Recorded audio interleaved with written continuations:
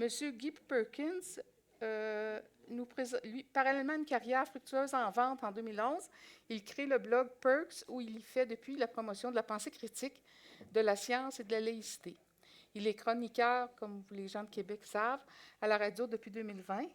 Depuis mai 2023, il est directeur au développement de contenu des productions optimales. En juillet 2023, il a publié « Les chimpanzés rêvent-ils d'un paradis de bananes? Comment j'ai fait une croix sur la religion ». Alors, le titre est très... en tout cas, ça donne le goût d'aller voir de quoi on parle, dans lequel il aborde son cheminement de croyant traditionnel jusqu'à l'athée assumé qu'il est maintenant. Mesdames et messieurs, bonjour. J'espère que j'oublie personne. Okay.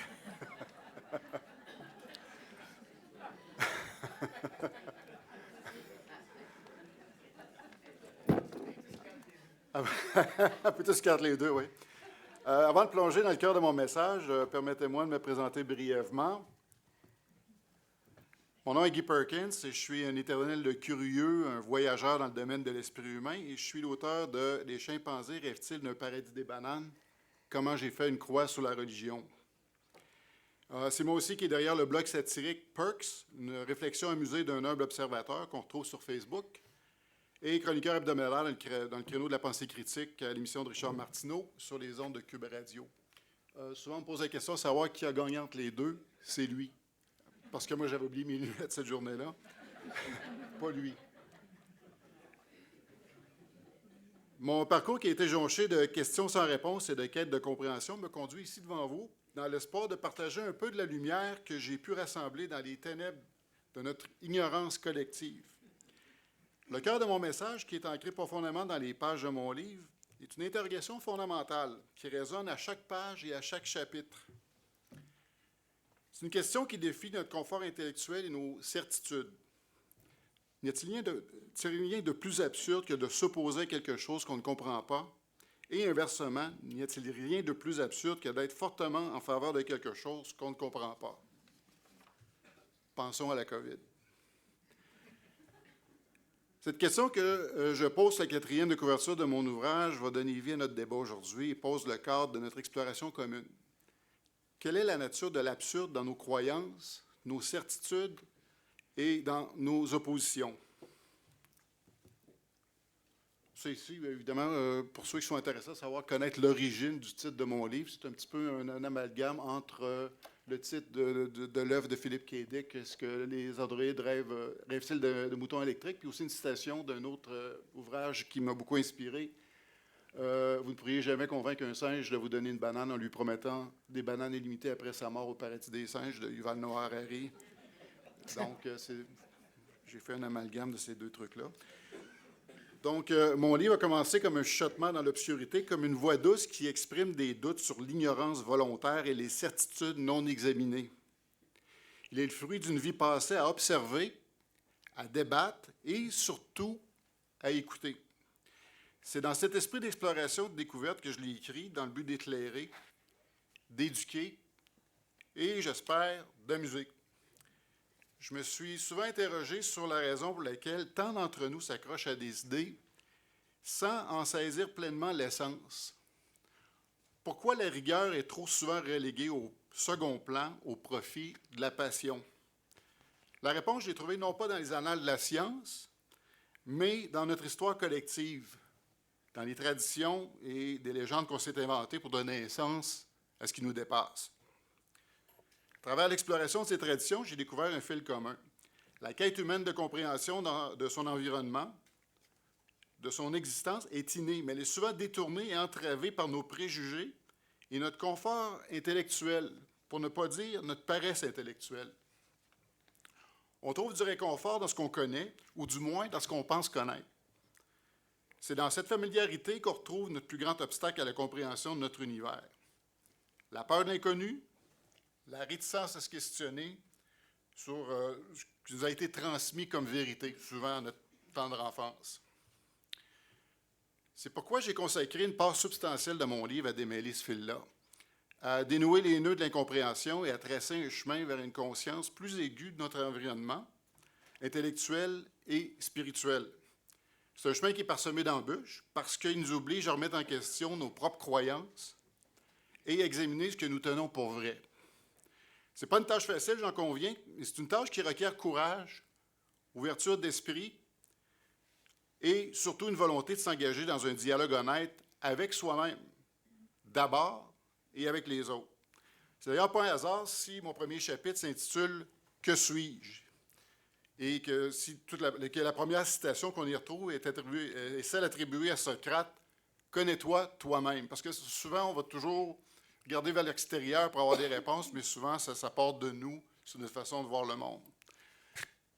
Pour y arriver, j'ai plongé dans l'étude des croyances, en partant des grands systèmes religieux du monde jusqu'à l'athéisme, de la science jusqu'aux superstitions.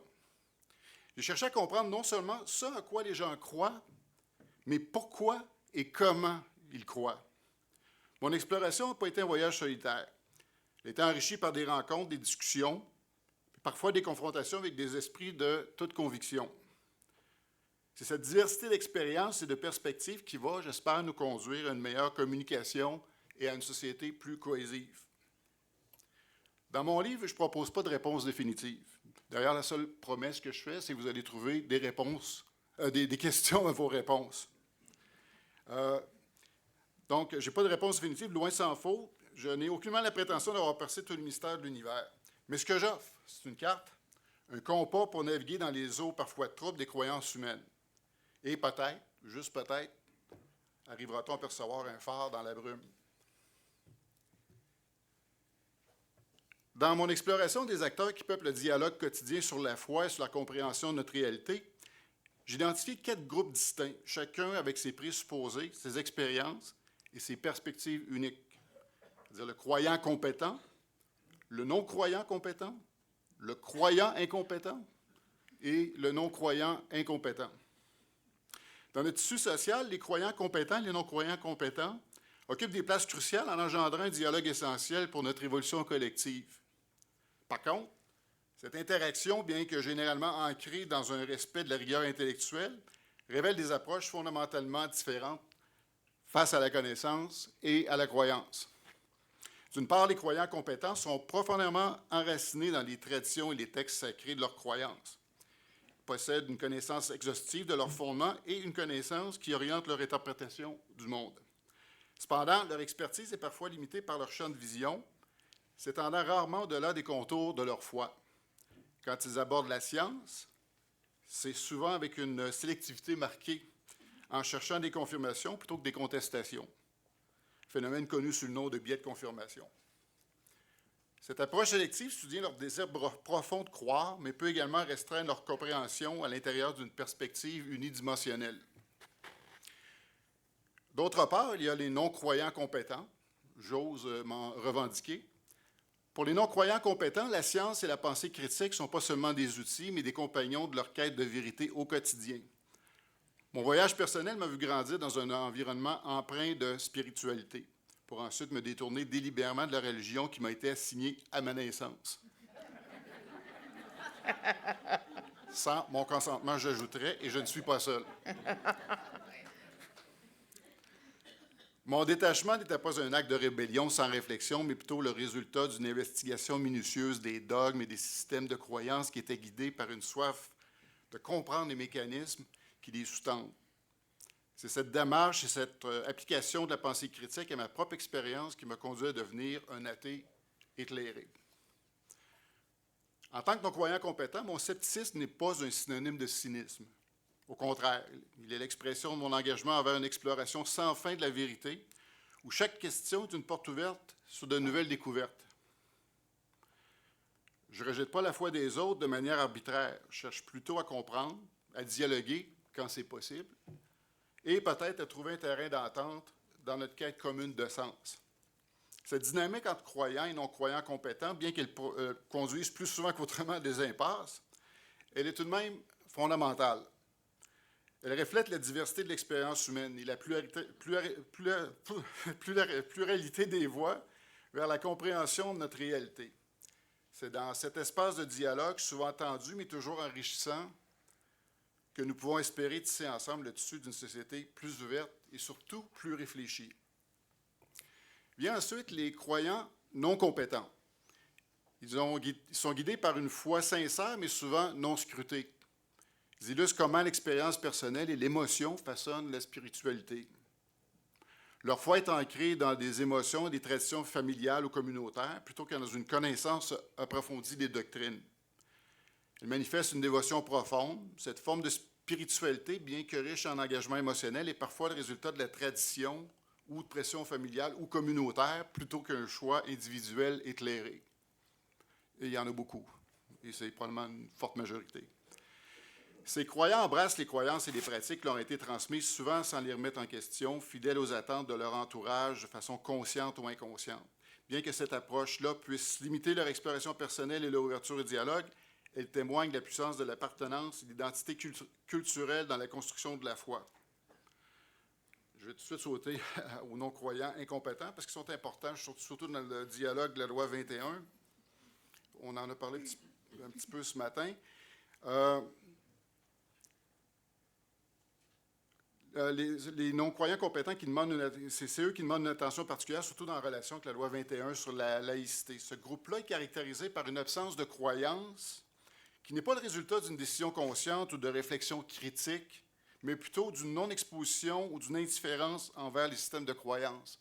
Souvent, ils sont venus au monde dans des familles non pratiquantes et ils ont une connaissance très limitée du phénomène religieux. Donc, ce manque d'exposition conduit souvent à une compréhension superficielle des enjeux religieux et sociaux, et ce qui peut mener à des positions simplistes sur des positions complexes comme la laïcité.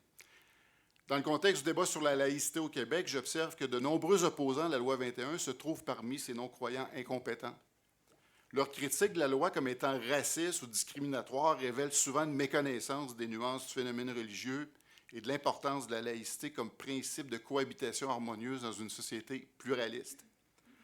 Leur argumentation, bien que partant d'une intention noble de défendre les droits de tous, manque parfois de profondeur nécessaire pour appréhender pleinement les implications de la séparation entre l'État et les institutions religieuses.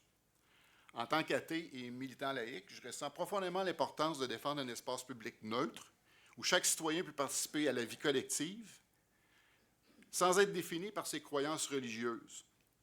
Cette position est parfois mal interprétée par ceux qui, dans leur méconnaissance des enjeux, perçoivent toute critique de la religion comme une attaque personnelle ou une manifestation de frustration envers les institutions religieuses.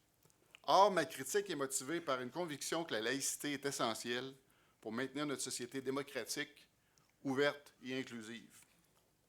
Donc, face aux non-croyants incompétents, notre défi est double. Il s'agit non seulement de promouvoir une compréhension plus nuancée des enjeux religieux et laïques, mais aussi de démontrer que la laïcité, loin d'être une entrave à la liberté de croyance, en est en fait la garante. Cela requiert de nous une patience, une pédagogie renouvelée, car c'est seulement à travers le dialogue et l'éducation que nous pouvons espérer élever le niveau de notre débat collectif. Et je suis content de vous voir ici aujourd'hui, mais j'ai comme l'impression que je prêche à des convertis. Il faut atteindre ces gens-là, il faut trouver une façon de le faire.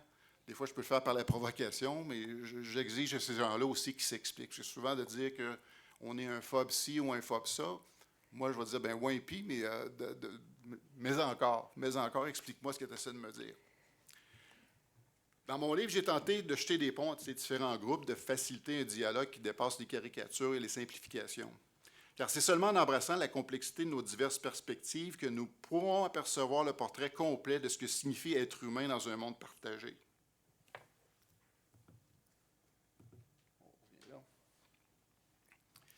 Dans notre quête collective pour la vérité et la compréhension de notre univers, la pensée critique n'est pas seulement un outil, c'est le fondement même de notre capacité à fonctionner en tant que société éclairée. Il nous permet de naviguer à travers les dédales d'informations, souvent contradictoires, qui bombardent notre conscience à chaque jour. C'est notre bouclier contre la désinformation, notre boussole dans le chaos des opinions. La pensée critique, cependant, est plus qu'une compétence cognitive. C'est une posture, une approche de la vie qui valorise le questionnement et la recherche de preuves. C'est ce qui nous pousse à demander pourquoi et comment sais-tu ça avant d'accepter une affirmation comme vraie. C'est cette posture qui manque cruellement dans les débats contemporains où trop souvent les émotions supplantent la logique et où le volume de la voix compte plus que la validité de l'argument.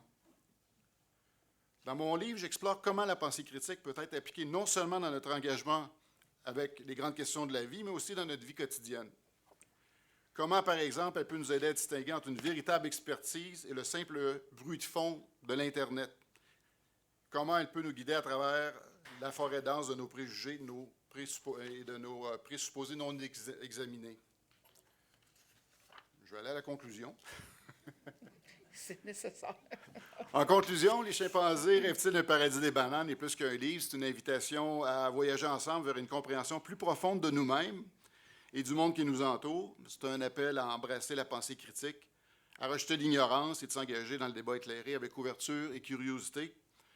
On a exploré ensemble les profondeurs de la croyance, de la connaissance et de l'incertitude. On a navigué à travers les eaux parfois troubles de la pensée critique et du dialogue constructif. Et j'espère qu'on va on va revaloriser le désaccord civilisé, parce qu'aujourd'hui, on est vraiment dans un monde qui est complètement polarisé, où tu es avec nous, tu es contre nous, mais il n'y a rien entre les deux. Alors, je me revendique aussi d'être d'extrême centre. Je veux revaloriser justement les nuances. Donc, je vous remercie pour votre attention, pour votre volonté d'explorer avec moi ces questions complexes. Puissions-nous tous continuer à questionner, à apprendre, à grandir. Ensemble, faisons de ce monde non pas un paradis des bananes pour les chimpanzés, mais un jardin de la connaissance et de la compréhension pour nous tous. Merci. Merci, M. Perkins.